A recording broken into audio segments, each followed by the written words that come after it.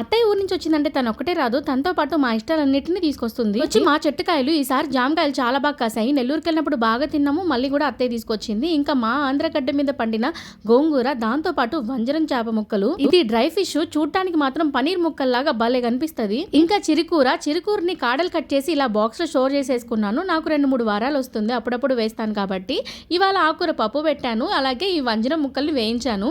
ఈ ముక్కలకి చాలా ఉప్పు పట్టించారు. ఇంత ఉప్పు తిన్నామంటే ఇంకా అంతే సంగతులు అని చెప్పేసి ముందే ముక్కల నుంచి ఉప్పు సెపరేట్ చేశాను. అదేంటండి ఉప్పు చేపల నుంచి ఉప్పు ఎలా సెపరేట్ చేశారు అంటారా? స్టవ్ మీద పాన్ పెట్టి బాగా హీట్ ఎక్కిన తర్వాత ఈ ముక్కలు వేసి 2-3 నిమిషాలు వేయించామంటే ముక్కల నుంచి ఉప్పు వేరవుతుంది. అప్పుడు ఒక గిన్నెలోకి వేసుకొని 2-3 సార్లు వాష్ చేసామంటే ముక్కలు ఇలాగా ఉప్పు వదిలేసి చక్కగా తయారవుతాయి. ఇప్పుడు ఇంకొక పాన్ లో ఆయిల్ వేసుకొని ఈ ముక్కల్ని రోస్ట్ చేసుకోవాలి. ఈ ముక్కలు ఆల్రెడీ గట్టిగా ఉంటాయి కాబట్టి ఉడికాయో లేదో మనకి అర్థం కాదు కాబట్టి లో ఫ్లేమ్ లో పెట్టుకొని కలర్ చేంజ్ అయ్యేంత వరకు వేయించుకున్నామంటే సరే. ఆ తర్వాత దాని మీద ఉప్పు కారం అలా స్ప్రింకిల్ చేసి ఇలా తీసి పప్పులో నంచుకొని తిన్నామంటే తిన్న వాళ్ళు ఎవరైనా సరే అద్భుతంగా అనాల్సిందే. నచ్చిందా? నచ్చితే మీతో నెల్లూరు అమ్మాయిని లైక్ చేసి సబ్స్క్రైబ్ చేస్తారు కదూ.